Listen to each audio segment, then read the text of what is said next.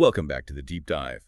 Today, we are strapping in for a really specific tour of legal logistics. Very specific. We're not talking about huge Supreme Court cases. We're going hyper-local into the world of legal support services and focusing on eviction law in Louisiana. Specifically, Metairie and Jefferson Parish.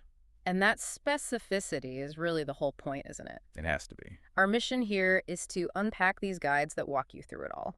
We're looking at how you submit documents securely in general, and then a really, really detailed roadmap for landlords in Metairie. Provided by experts like Lafayette Process Servers LLC. Exactly. And what these sources show us is that in local courts, it's all about precision. The procedure is everything. If you get that wrong, the law itself won't save you. Right. It's why they have resources like their Paper Trails podcast. They know that mastering these tiny details is the whole game.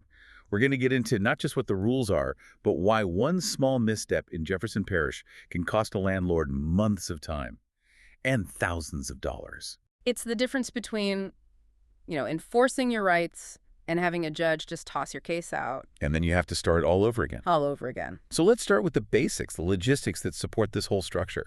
How do you securely transfer documents? If you're an attorney or a business or anyone trying to start a legal action, it can't just be sending an email attachment, right? No, absolutely not. In the legal world, the second you transfer a document, you're starting a chain of custody. So a secure portal, like the one from Lafayette Process Servers, is built to protect that. It's about evidence. So it's not just about convenience. It's about having digital proof that nothing was tampered with. Precisely. So what does that workflow actually look like? It's pretty straightforward, but it's legally sound. Yeah. First, you select your documents, and you can upload a bunch at once for the same person. Okay. Then, and this is crucial, you have to input all the required info, all the variables the server is going to need. The variables being the who and the where. Exactly that. The person or company's full legal name, the exact address for service, and then any special instructions, like the entrances are on the back or something like that. And that creates a time-stamped record. Instantly. A digital record. So the server can't say they didn't get the right address, and you have proof of when you sent it. The documentation is just so critical. Okay, so what's the final step for the client? After you submit, you get an automated confirmation email. Then the firm looks at it, figures out the complexity, and sends you a prepaid invoice. And service doesn't start until that's paid. Service only starts once payment is finalized. It's a clean system. It makes sure the server gets paid for what can be a really difficult job, and it locks in what work needs to be done. And it's available 24/7, which is huge because legal deadlines don't really care about normal business hours. Not at all. So these secure portals are more than just a modern website. They are audit trails. They're built-in audit trails. They legally validate the transfer before anyone even steps out the door to serve the papers. And that same need for meticulous documentation just gets amplified when you're dealing with strict deadlines, like in an eviction. Let's make that transition then, from the general to the hyper-specific world of evicting a tenant in Metairie, Louisiana.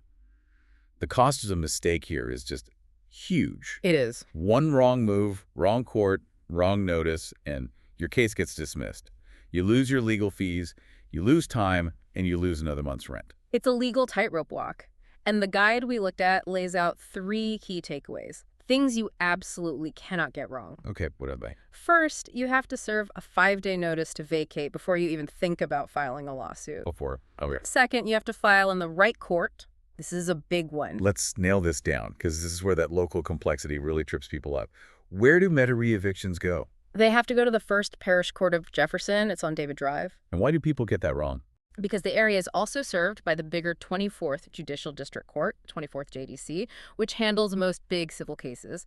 And there's another court for the West Bank. If you file in the 24th JDC, they'll just throw it out. You have to be in the right parish court. That's a huge piece of local knowledge. And what was the third non-negotiable rule? Proper service is everything. And I mean everything. The sources are so clear on this. So no texting them. A text message saying, "Get out in 5 days" is legally worthless. It does nothing. You need a legally verifiable method of service that you can prove in court. Okay, let's break that down then. Step 1, the 5-day notice to vacate. What are the exact legal requirements for serving this notice in Louisiana? The law gives you 2 strict options, and you can't just mail it or email it. Option 1 is you hand deliver it personally to the tenant. And if they don't answer the door? If they're not home or they refuse to open up, you move to option 2, which is called tacking. Tacking. Yeah, it just means you physically post or tape the written notice to the front door of the property. The main entrance. The main entrance. And the server has to document that they tried to deliver it personally first. That's what stops a tenant from claiming they never got it. And that 5-day clock. The guide mentions a major trap here. Oh, this is a massive pitfall. The 5 days are business days only. Only business days. You do not count weekends. You do not count legal holidays. So if you serve it on a Friday, the clock doesn't start until Monday. A single mistake in that calculation can invalidate the entire notice, Forcing the landlord to start all over again. wasting critical time. So given those high stakes, let's talk about getting professional help.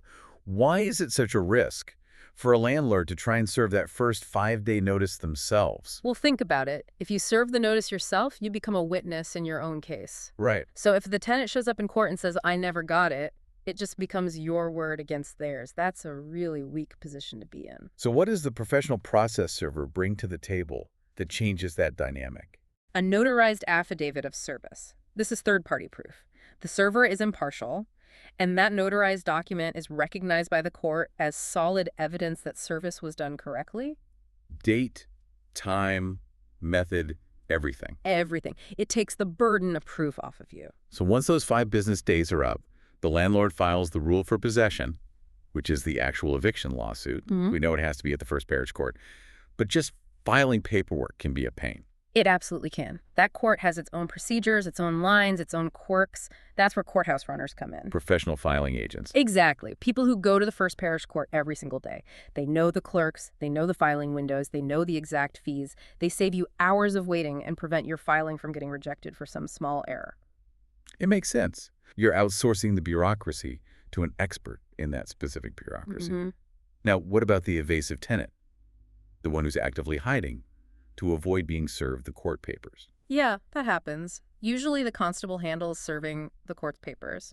But if they can't find the person, the court can appoint a private process server. And they're often faster. Often much faster. A private server doesn't just knock once. They use advanced tools like skip tracing to find people. They'll use surveillance. The goal is just to get service done so the court hearing can actually happen. Okay, let's wrap this part up by highlighting the biggest legal danger. What is the #1 mistake a landlord in Louisiana can make? The sources are so clear on this. Never attempt a self-help eviction. Meaning what, exactly? Changing the locks. Yeah. Shutting off the utilities. Throwing their stuff out on the curb. Anything you do to force them out that isn't the official court process, it is illegal. And the consequences. The tenant can turn around and sue the landlord for damages, and they will likely win. It can be a massive financial penalty for violating their rights. That's a staggering risk. It really underscores why you have to follow the process to the letter. Mm-hmm. We even saw that quote in the sources from that property manager, David B. He said, "I missed a step, and the judge threw out my case." Just like that. Just like that. And the sources also remind us that there are other situations, like when a tenant leaves but abandons a bunch of their stuff, that requires a whole different set of notices and procedures. Again, it's all about precision. We've been talking a lot about procedure and precision. We should probably give some context on who's providing all this detailed information. Yeah, it's important. The core guide on the Metairie process was put together by Scott Frank. He's the founder of Lafayette Process Servers LLC. So he has the experience. Over 2 decades of it.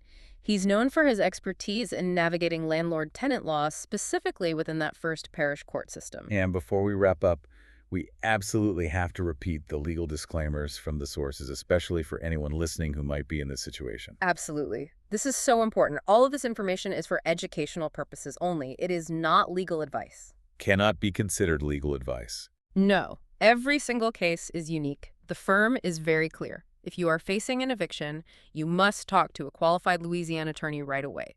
They're professional process servers, not lawyers. So the core lesson for you, the listener, from this whole deep dive, it seems to be that general legal knowledge is kind of worthless without mastering the local rules. That's it, in a nutshell. You can have a perfect case, but if you don't file it in the First Parish Court, or if you miscalculate those 5 business days, your rights are just theoretical. They're not real. Exactly.